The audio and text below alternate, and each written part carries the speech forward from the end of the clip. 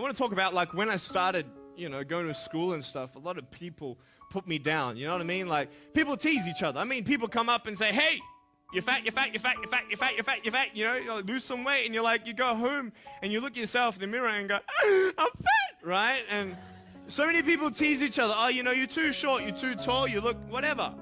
Different hair and all that. It doesn't matter. See, the thing is, when you're in school, when you're growing up in life, it actually sort of matters to people how you look. And then it matters to you because it matters to others. Why? Why does it matter how you look? Because if they don't like you, then who will?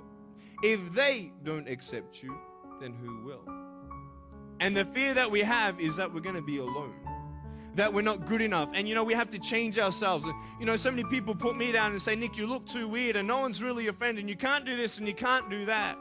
And I couldn't change anything. It's not like just fixing my hair one day and everything's fine. But it was so hard because people put me down.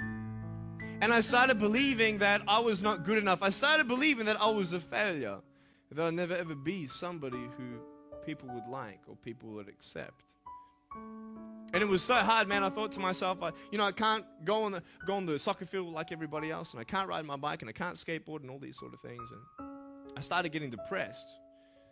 I thought, what kind of purpose do I have to live? I mean, are you just here to live to die? I mean, is there not a purpose for me? Is there not a purpose in life? And I had questions and no answers. And I asked my mum and dad, why did this happen? I asked doctors, why did this happen? They don't know. There are some things in life that are out of your control that you can't change and you got to live with. The choice that we have, though, is either to give up or keep on going. I want to ask you, what are you going to believe?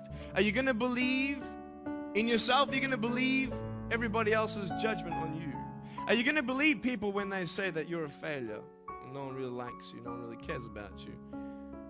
And it's not really to say that, hey, you need someone to come up and say, hey, really, I like you, I care about you. No, it's not that, but it's the fact that people put you down.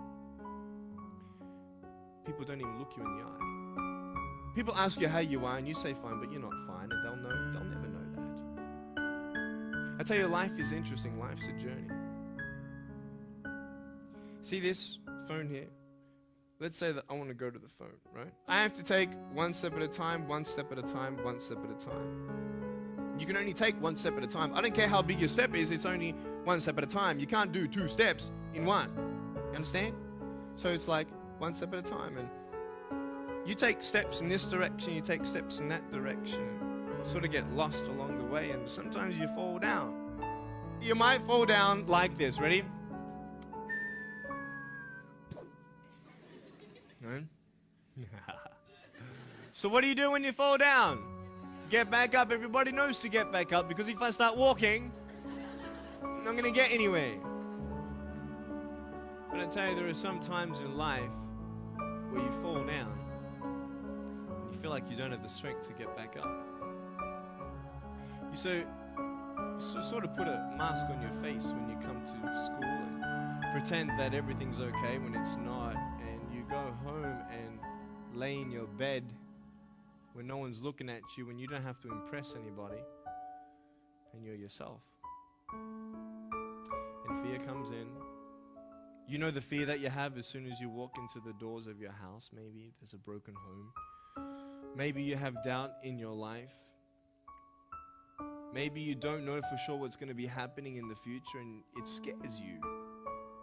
Maybe you're worried about what people think of you, what people say about you.